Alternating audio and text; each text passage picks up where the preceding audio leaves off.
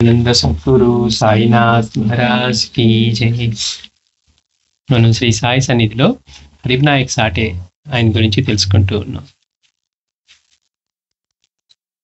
బాబా చేత ఆయన నిరాడంబరుడు, అతను అమాయకుడు అని బాబా చేత అనిపించున్నారంటే హరివినాయక్ సాటే నిజంగా ఆయన వ్యక్తిత్వాన్ని మనం ఒక్క మాటలోనే తెలుసుకోవచ్చు. బాబా అంతటి వారు ఆ మాట అన్నారంటే. పైగా అతను చూసాం, అతనికి భార్య చనిపోయినప్పుడు, ఇంకా బిడ్డలు లేనప్పుడు మళ్ళీ అందరూ కూడా పెళ్లి చేసుకోమని ఒత్తిడి చేస్తుంటే బిడ్డ కోసం వంశం నిలవాలని, పెళ్లి చేసుకుంటే మాత్రం మగబిడ్డే కలిగి వంశం నిలుస్తుందని ఏముంది, కనుక నాకెవరన్నా మహనీయుడి కనుక ఆ మాట ఇస్తే గ్యారంటీగా నీకు మగబిడ్డే కలుగుతాడని పెళ్లి చేసుకుంటా అన్నారు. సరే, అట్లా ఎవరో ఒక మిత్రుడి ద్వారా బాబా దగ్గరికి వెళ్ళి దర్శనం చేస్తున్నారు, కానీ బాబాని అడగలేదట.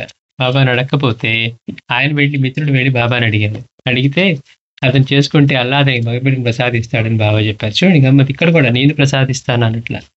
అల్లా ప్రసాదిస్తాడు, నేను భగవంతుని ప్రార్థిస్తాను, అల్లా అతనికి ప్రసాదిస్తాడని.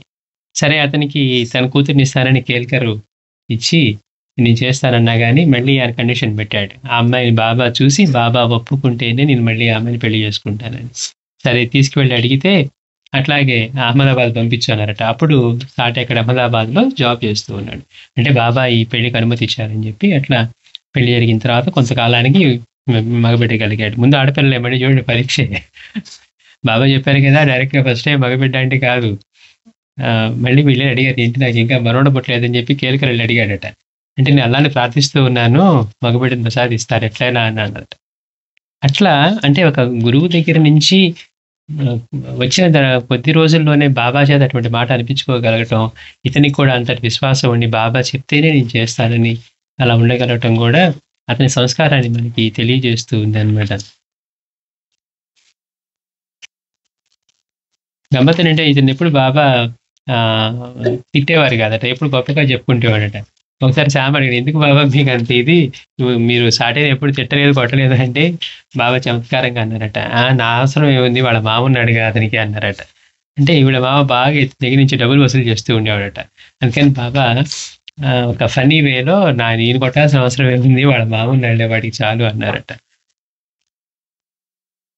అట్లని తర్వాత బాబా కూడా ఇతని మీద ఎంతో ఇదితోటి ఇతను ఒక దక్షిణ భిక్ష అనే సంస్థని ఏర్పాటు చేసి అక్కడ సన్నిధిలో సంస్థానానికి కావాల్సినవి వాటి కోసం కొంత డబ్బును తీసి వాటిని చేస్తూ ఉంటే బాబా భిక్ష మీద ఆధారపడి వాటిని బాబా యొక్క దక్షిణ మీద ఆధారపడి దోచుకునే ఈ వీళ్ళందరికీ కూడా ఇతను ఎగ్నెస్ట్ అయిపోయాడు. ఎందుకని, వచ్చే 100 రూపాయల్లో నుంచి కొంత భాగం ఈయన తీసుకొని సంస్థానంలో అయ్యే ఖర్చులకు వాడుతూ ఉన్నాడు. అందువల్ల మాకు రావాల్సిన బాబాకు వచ్చే దక్షిణ మాకు చెందాల్సింది కూడా ఈయన తీసుకుంటున్నాడని చెప్పి ఇతన్ని పంపిస్తే కానీ షిరిడీకి పట్టిన పీడ వదలదని వాళ్ళు ఇతని మీదకి వ్యతిరేకంగా తయారయ్యి నానావళిని రెచ్చగొట్టారట. ఇతన్ని మనం ఇక్కడి నుంచి షిరిడి నుంచి వెళ్ళగొట్టాలి అని. అంటే నానావళి మరి ఆలోచించకుండా ఇతన్ని ఇబ్బంది పెట్టడానికి చేసినప్పుడు ఒకరోజు వచ్చి మెడ వెనక మీద ఒక గాజు పెంకుతో గీసినా కానీ అతని గట్టిగా లాగి అతన్ని ఒడిసి పట్టుకొని ఒక పక్కన కట్టెల ఇది ఉంటే దాని మీద పెట్టి అది పెట్టారట. పెడితే బాబా అంటున్నారు, ఇతనికి చెప్తూ ఉన్నారు, సహాయపతని ఏం చేయకు అని. మామూలుగా అయితే మనం ఏమేమి ఎక్స్పెక్ట్ చేస్తున్నాం, అతని నుంచి రక్షించుకోవడం కోసం మనం రక్షించుకోవడం కోసం ఉంటే బాబా మనల్ని ఏం చేయొద్దు అంటారు, వాడు నిజంగా పొడిచితే ఏంటి అనే భావం వస్తుంది. కానీ అక్కడ బాబా ఉన్నారు కదా, ఆయన చూసుకుంటారు. మళ్ళీ ఇక్కడ 2 రకాలుగా ఉంటుంది. ఆయన సన్నిధిలో ఉన్నాం కదా, ఆయన కదా రక్షణ బాధ్యత ఆయన. సరే, ఎట్లాగో అతను చెప్పినట్టుగా చేసినప్పటికీ కూడా మళ్ళీ కొంతమంది మిత్రులు అన్నారట, నువ్వు బాబా సన్నిధిలోనే బాబా ప్రత్యక్షంగా ఉన్నా ఇది జరుగుతున్నా బాబా నిన్ను రక్షించలేదు కనుక నువ్వు బాబాని అంతగా చేయాల్సిన అవసరం ఏం లేదన్నారట.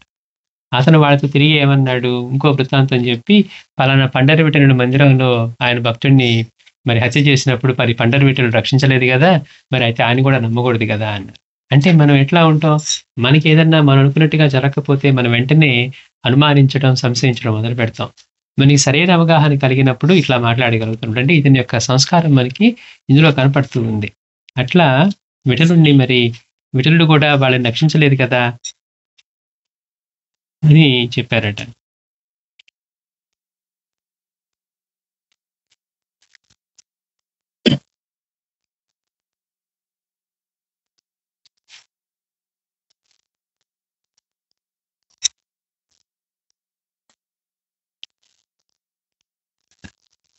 ఇది ఇందాక చెప్పుకున్నట్టుగా బాబా చేతిలో దెబ్బలు తిన్న భక్తుడు ఒక్కడే అన్నట్టుగా ఉంటే, శ్యామ అడిగితే వాడిని నేను కొట్టే అవసరం ఏముంది?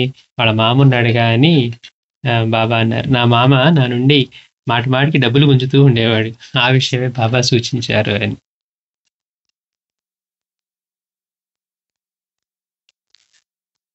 బాబా తన బిడ్డల్ని ఎప్పుడూ కనిపెట్టి ఉంటారు. ఒకసారి నేను తలపొగరు, కోపావేశాలతో హింసకు పాల్పడకుండా బాబా రక్షించారు. అంటే బాబా ఎప్పుడూ గూడా తమ బిడ్డల్ని రక్షించుకుంటూ ఉండేవారు. కనిపెట్టుకుండేవారట.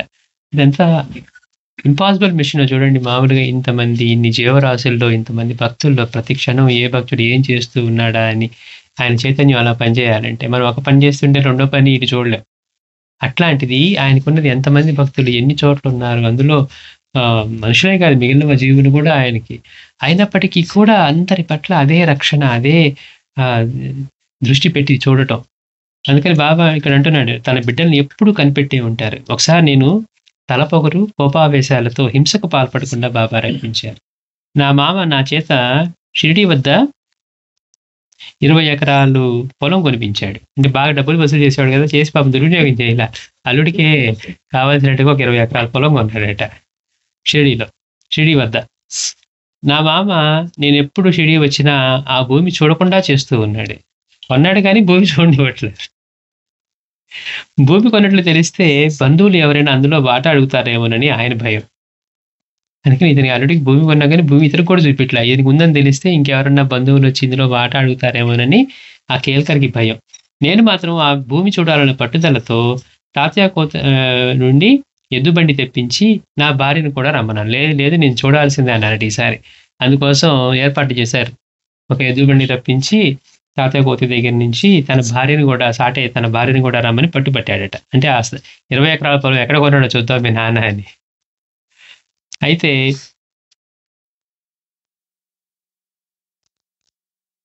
ఆమె మొదట సరేనని తర్వాత తన తండ్రి మాట విని రానన్నది. అసలు అల్లుడినే చూడటానికి ఒప్పుకోవట్లేదు. మళ్ళీ కూతురినెందుకు రానిస్తాడు? అందుకని ఆయన వద్దన్నాడు కూతురిని. ముందేమో భర్త అడిగాడు కాబట్టి వస్తానంది చూడటానికి. కానీ వాళ్ళ నాన్నగారు అసలు అల్లుడికి చూపడానికి కూడా ఇష్టపడట్లా. అలాంటిది కూతురిని నువ్వు కూడా రావద్దనేసరికి ఆవిడ తండ్రి మాట కాదనలేక నేను రానన్నది. నా ఆజ్ఞను ధిక్కరించినందుకు ఆమెను దండించాలని బండివాని చెరనాకోలు తీసుకున్నాను. వాళ్ళెద్దు బండి మీద సిద్ధం చేసుకున్నారు కదా వెళ్దామని. ఇతనికి ఒక్కసారిగా కోపమొచ్చింది. కోపమొచ్చి ఆ ఎద్దుల బండి వాడి చేతిలో ఉన్నటువంటి కొరడాను తీసుకున్నాడట, చెరనాకోలు. తీసుకున్నాను. అప్పుడు మేగుడు పరుగున వచ్చి చూడండి గమ్మత్తు. మేగుడు పరుగున వచ్చి బాబా నన్ను వెంటనే రమ్మన్నారని చెప్పాడు. ఎప్పుడైతే ఇతన్ని కొరడా లాక్కున్నాడో, అంటే జరగబోయే సంఘటన పట్ల బాబా ఎంత అప్రమత్తులుగా ఉన్నారో చూడండి. అంటే మనం అహంకారంతో తప్పు చేయపోతూ ఉంటే, ఆయన దాని నుంచి మనల్ని చేయకుండా ఎలా చేసానికి సిద్ధంగా ఉన్నారు. అంటే జరగబోయే సమయానికి ఆల్రెడీ తెలుసు ఆయనకి జరగబోతుందని. అందుకని మరి మేగుడు వచ్చాడంటే మేగుడు పరిగెత్తుకుంటా వచ్చాడు. పరిగెత్తుకుంటూ వచ్చి మిమ్మల్ని ఉన్న పళాన బాబా రమ్మన్నారు అని చెప్పి అతనికి చెప్పాడు. నేను వెళ్ళేసరికి బాబా ఏంటి సంగతి? ఏమైంది? నీ భూమి అక్కడే ఉంది గదా! చూడండి బాబా అంటున్నారు. ఏంటి సంగతి? అంటే ప్రతి ఒక్కటి ప్రత్యక్షం. మనం లైవ్ టెలికాస్ట్ ఉంటాం. లైవ్ టెలికాస్ట్ కాదు. ఆయన మనలోనే ఉండి అంతా గమనిస్తూ ఉన్నారు. మన చుట్టూ ఉన్న ప్రకృతి అంతా ఆయనే. మళ్ళీ బాబా మసీదులో ఉన్నారు గదండీ అని ఆలోచన చేస్తూ ఉన్నాం అనుకోండి. ఇన్ని సార్లు బాబా చదివి చదివినా గాని మనం బాబాని మసీదులో కూర్చున్న రూపంగానే చూస్తూ ఉన్నాం. అదేంటండి ఇక్కడ ఎట్లా చూస్తున్నారు బాబా? అసలు ఆయన లేకుండా మనం ఉండగలమా? మన ఉనికికి ఆయన కారణమై మనలో అన్ని నడిపిస్తున్నది ఆయనప్పుడు, మళ్ళీ ప్రత్యేకంగా బాబా మసీదులో ఉన్నారు గదండీ! బాబాకి ఎలా తెలుసు అని మనం మాట్లాడకూడదు. అందుకని వెంటనే బాబా అంటున్నారు, "ఏంటి సంగతి ఏమైంది? నీ భూమి అక్కడే ఉంది గదా! చూసేదేంటి?" అన్నారు. నా ప్రవర్తన, శ్రేయస్సుల గురించి ఆయన ఎంత అప్రమత్తులో. మనకి లేదు మన శ్రేయస్సు పట్ల. అయ్యో! బాబా ఇలా చెప్పారే, ఇలా ఉంటే మనం శ్రేయస్సు పొందుతాం గదా! అనేది మనకి లేదు. ఒరేయ్! ఇలా ఉండురా, నువ్వు సహనం వహించు, నీకు మేలు చేస్తుంది అని మొత్తుకుంటూ ఉన్నారు. మనల్ని నిందించిన వాళ్ళు మనకి చేయగలిగిన మేలు మనకెవ్వరు చేయలేరన్నారు. మనల్ని ఎవరన్నా నిందించగానే మనకి వెంటనే కోపమొచ్చేస్తుంది. వాళ్ళ మీద మనం ఇలా ప్రవర్తిస్తూ ఉంటాం. వాళ్ళు చేయగలిగినంతటి మేలు ఇక మనెవరు చేయలేరట. వాళ్ళెవరన్నా మనల్ని నిందిస్తే వాళ్ళకి నమస్కారం పెట్టొచ్చన్నారు. ఎందుకని? మన పాపాన్నంతా వాళ్ళు తీసుకుంటూ ఉన్నారు. వాళ్ళ పుణ్యాన్ని మనకిస్తూ ఉన్నారు అంటూ ఉన్నారు. కానీ మనం ఏం చేస్తున్నాం? లేదండి మాకొద్దండి మేము గూడా మాదే ఇస్తాం అంటూ ఉన్నాం. అందుకని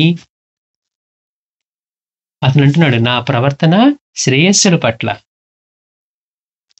శ్రేయస్సుల గురించి ఆయన ఎంత అప్రమత్తులో, ఆయన అప్రమత్తంగా ఉన్నాడు. అయ్యో! నేను ఇలా చేస్తే తప్పు కదా! అను భార్య రానిది చూడకపోతే కొరడా తీసుకోవటం ఏంటి? అన్న ఆలోచన. అంటే పైగా ఎంతటి నిరాడంబరుడు, ఎంతటి మంచివాడని బాబా చేత అనిపించుకున్నవాడు కూడా ఒక్కొక్కప్పుడు కోపావేశాల్లో ఆ నిగ్రహం కోల్పోతారు అని. అందుకే ఒకసారి నేను తలపొగరు కోపావేశాలతో అని తనే తప్పు ఒప్పుకుంటున్నాడనమాట. ఆ రోజు మొదటిసారి షిరిడీలో ఒక భక్తురాలి ఇంటికి వెళ్ళదలిచాను. సరిగ్గా అంతకు కొద్ది ముందే బాబా ఒకరి ఇంటి మారు పేరు చెప్పి, "నీవెప్పుడైనా అక్కడికి వెళ్ళావా?" అని అడిగారు. చూడండి గమ్మత్తు. నాకర్థం కాలేదు. అంతటితో బాబా ఆ ప్రస్తావన విడిచిపెట్టారు. మొదటిసారిగా షిరిడీలో ఒక భక్తురాలింటికి వెళ్ళదలిచాను. ఇతను ఒక భక్తురాలింటికి వెళ్ళాలనుకున్నారట. అయితే సరిగ్గా అంత కొద్ది ముందే బాబా ఒకరి ఇంటి మారు పేరు చెప్పి, అంటే వాళ్ళ పేరు చెప్పకుండా వాళ్ళ మారు పేరు చెప్పి, "నీవెప్పుడైనా అక్కడికి వెళ్ళావా?" అన్నారట. అడిగితే బాబా ఏమడుగుతున్నారు? పైగా మారు పేరు చెప్పారు కదా! ఈ సాటేకి అర్థం కాలేదు. అంతటితో బాబా మళ్ళీ ఆ ప్రస్తావన విడిచిపెట్టారు. ఊరికే హెచ్చరించినట్టుగా హెచ్చరించి వదిలేశారు. తర్వాత నేను ఆమె ఇంటికి వెళ్లి మాట్లాడుతూ ఉండగా నా మెదడులో చెడు తలంపులు రాసాగాయి. అకస్మాత్తుగా బాబా ఆ ఇంటి ముంగిట సాక్షాత్కరించి దగ్గరగా వేసి ఉన్న వాకిలి తలుపు నెట్టి, "ఎంత పని చేస్తున్నావు" అన్నట్లు భంగిమ చేసి మాయమయ్యారు. అసలు ఎంత ఆశ్చర్యమో చూడండి. బాబా ముందే హెచ్చరించారు. ఏంటి నువ్వు వాళ్ళింటికి వెళ్ళావా అని డైరెక్ట్‌గా పేరు పెట్టి చెప్పకుండా మారు పేరు చెప్పి అడిగారట. అడిగితే ఇతనికి అర్థం కాలేదు. మళ్ళీ అతన్ని బాబా హెచ్చరించి ఆ ప్రస్తావన వదిలేశారు.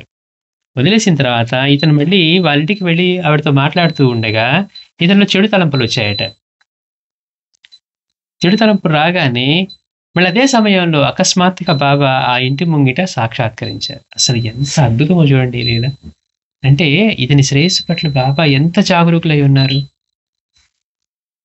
తలుపు దగ్గర ఆయన సాక్షాత్కరించి ఇంటి ముంగిట దగ్గరగా వేసి ఉన్న తలుపు వాకిలి నెట్టి, "ఎంత పని చేస్తున్నావు" అన్నట్లుగా బాబా భంగిమ చేసి మాయమయ్యారట. నేను వెంటనే పశ్చాత్తాపం చెంది అక్కడి నుండి వచ్చేసి ఇక ఎన్నడూ అక్కడికి వెళ్ళలేదు. బాబా ఎప్పుడూ ఎవరికీ మంత్రోపదేశం చేయలేదు. కనుక నేను కూడా వారినట్టిది కోరలేదు. బాబా ఎవరికి మంత్రోపదేశం చేసేవారు కాదు. అందుకని నేను కూడా వారిని అట్టిది కోరలేదు. నాకెందరో ఉపదేశం ఇస్తానని పిలిచారు. ఉపాసిని బాబా పంచదశి ఉపదేశిస్తా అన్నారు. ఎంతోమంది నీకు మంత్రం ఇస్తాం, ఉపదేశం ఇస్తాం అన్నారు. ఆఖరికి ఉపాసిని బాబా కూడా నీకు పంచదశి ఇస్తానడంట. ఖరగ్పూర్, నాగ్పూర్‌లకు చెందిన వారు ఆయన వద్దకు వెళ్తూ ఉన్నారు. సంఘంలోకి చెందిన అతాబాయి నా మొదటి భార్యకు ఉపదేశం ఇచ్చింది. మొదట ఆ విషయమై బాబాతో సంప్రదించాను. మిగిలిన 2 సార్లు నా మామ చేత అడిగించాను. బాబా నన్ను ఉపదేశానికి పోవద్దన్నారు. అంటే వీళ్ళందరూ ఉపదేశం ఇస్తాం అని చెప్తున్నారు. ఈయన భార్యకి వేరే ఆవిడిచ్చిందట. అందుకని ఆయన మామ చేత బాబాని అడిగించారట. అడిగితే ఉపదేశాలకు పోవద్దు అన్నారు బాబా. అనన్యంగా తన గురించే చింతన చేస్తూ ఉండమని, తాము సర్వసమర్థులమని, ఐహికంగాను పారమార్థికంగాను కూడా శ్రేయస్సును తామే చూసుకోగలమని చెప్పారు. ఎక్కడికి వెళ్ళదు ఉపదేశాల కోసం, వాటి కోసం. తాము సర్వసమర్థులమని ఐహికంగాను పారమార్థికంగాను, ఇటు లౌకికంగాను ఇటు పారమార్థికంగాను కూడా శ్రేయస్సును తామే చూసుకోగలమని చెప్పి బాబా అతనికి చెప్పారు.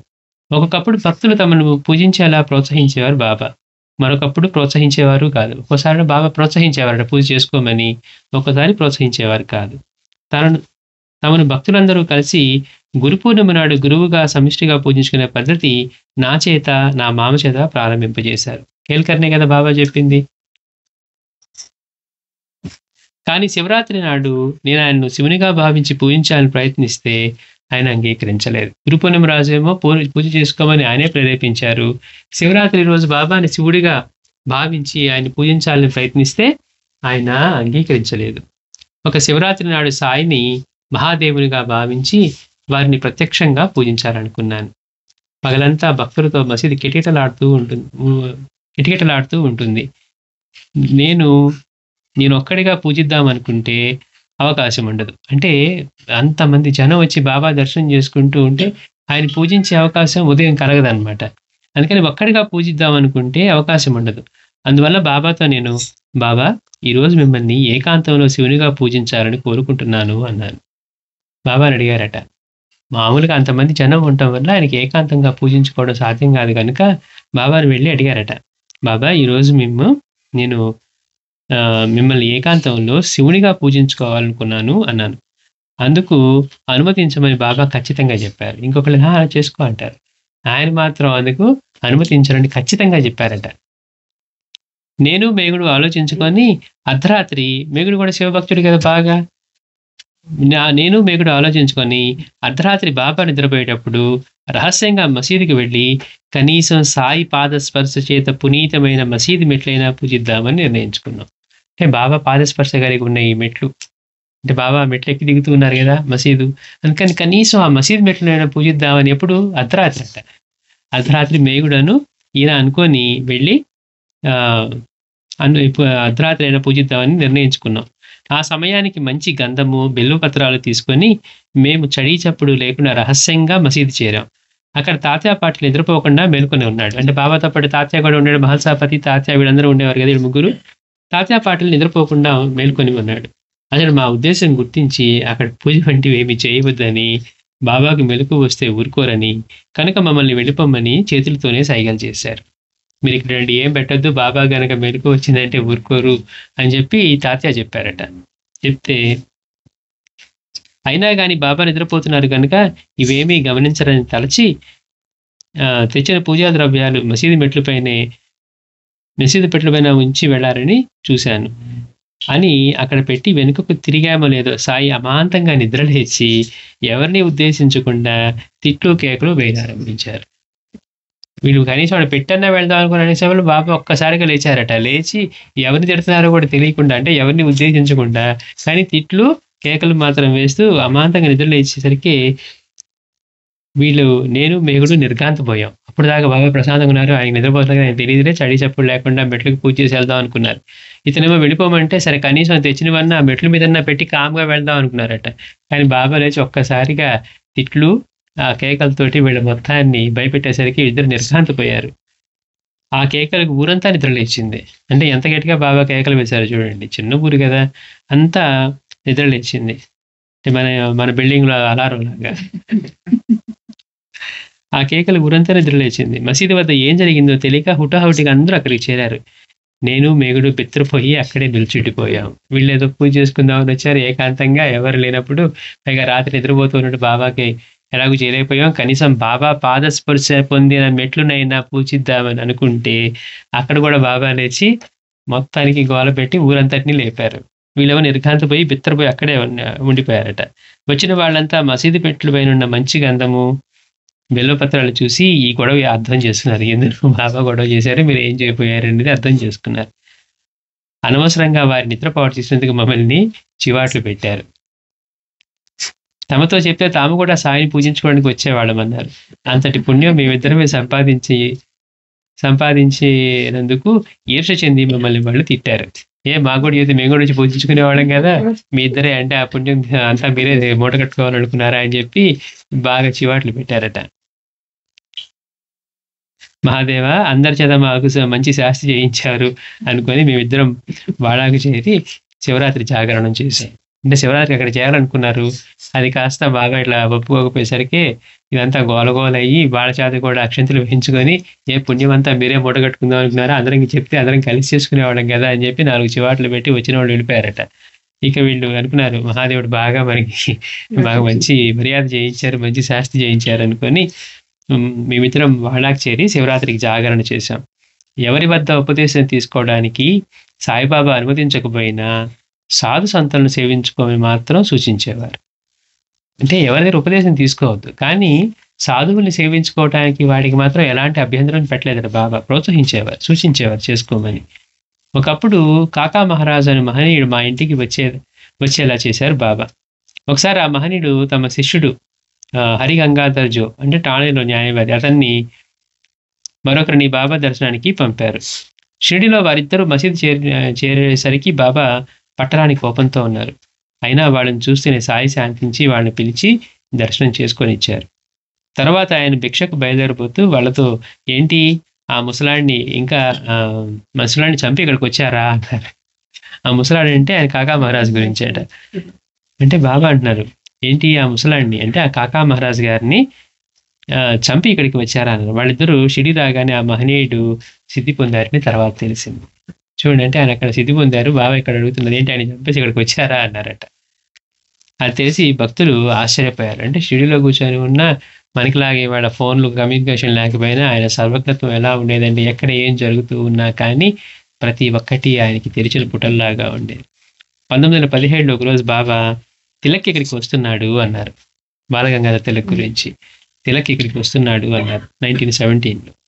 బాలగంగాధర్ తిలక్ వంటి జాతీయ నాయకుడు షిరిడి రావాల్సిన కారణం కనిపించక బాబా చెప్పింది వామన్ మహారాజ్ తిలక్ గురించి అనుకున్నాం. ఈ సాటి అనుకున్నాడంటే తిలక్ వస్తున్నాడంటే బాలగంగాధర్ తిలక్ ఇక్కడ ఎందుకు వస్తాడు, ఆయన దేశ నాయకుడు కదా, ఆయనకి ఎక్కడికి షిరిడిలో రావాల్సిన అవసరం ఏముంది అని అనుకొని ఆ బాబా ఇంకో తిలక్ గురించి చెప్పారని అనుకున్నారట.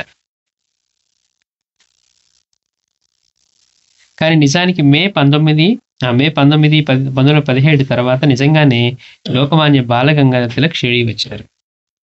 సాయి సామాన్యంగా తమ భక్తులను ఆదుకునేది భగవంతుడేననేవారు. కానీ కొన్నిసార్లు కర్తలము తామేనని కూడా సూచించారు. అంటే ఎప్పుడో కానీ మాక్సిమం బాబా ఏం చెప్పారు అంటే తన భక్తులను ఆదుకునేది భగవంతుడేననేవారు. కానీ కొన్నిసార్లు కర్తలము తామేనని కూడా సూచించేవారు. నాసిక్ జిల్లా ఇన్స్పెక్టర్ దాజీ హరిలేలే ఒకసారి షిరిడి బయలుదేరాడు. దారిలో కోపర్గాంలోని గ్రంథాలయానికి వెళ్ళి గజెట్ చూస్తే అతనికి జీతం 125 రూపాయల నుండి 150 రూపాయలకి పెంచినట్లుగా ప్రకటించి ఉంది ఆ ఇన్స్పెక్టర్కి. అతడు షిరిడి చేరి నమస్కరించగానే బాబా నాకు 15 రూపాయలు తెచ్చివు అన్నారు. అతని గెజెట్లో పెంచింది కానీ ఇంకా రాలేదు. అందుకని బాబాని దర్శించగానే బాబా అన్నారట, నాకు 15 రూపాయలు తెచ్చి దక్షిణగా ఇవ్వమన్నారు. అతడు తన వద్ద పైకం లేదంటే, నీకు నిన్ననే కదా 25 రూపాయలు ఇచ్చాను, ఆ డబ్బు తీసుకురా అన్నారు. అంటే 125 నుంచి 150 చేసింది. నీకు నిన్ననే కదా 25 రూపాయలు ఇచ్చాను, ఆ డబ్బు తీసుకురా అన్నారు. అతడు వాడాలో నా వద్దకు వచ్చి ఈ విషయం తెలిపి నా వద్ద ఆ పైకం తీసుకొని బాబాకు సమర్పించాడు.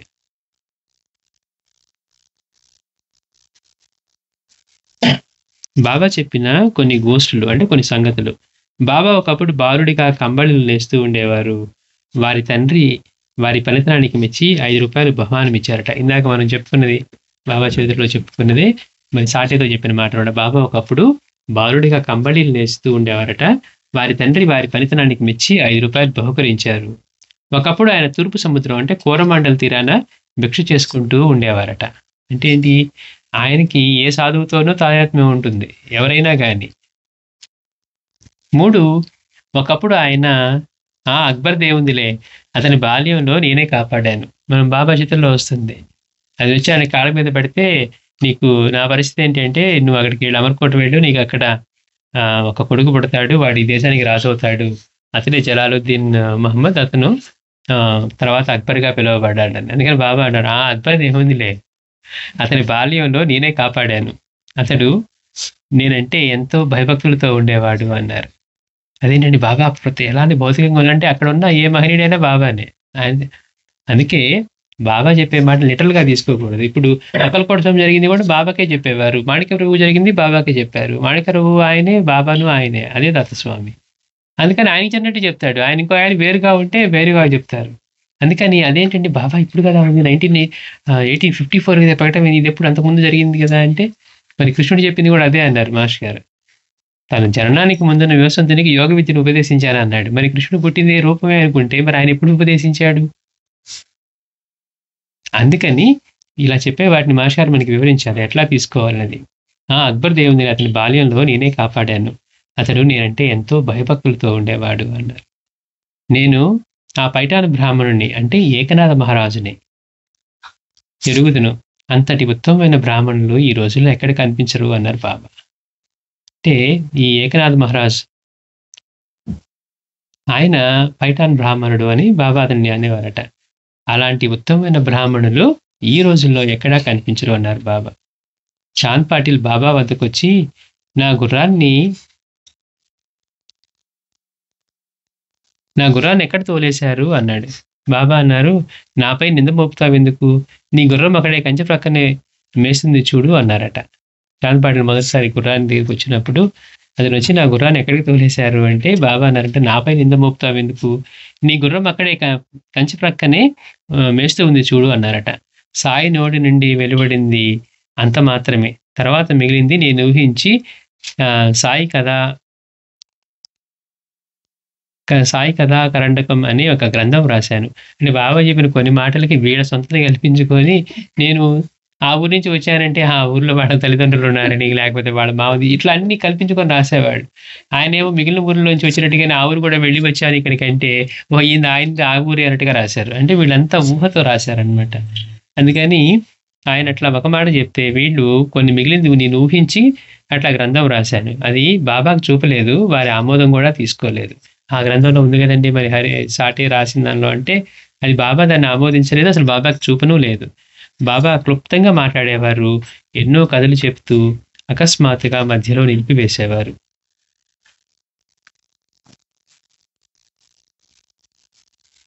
ఏం చెప్పు. శ్రీ సచ్చిదానంద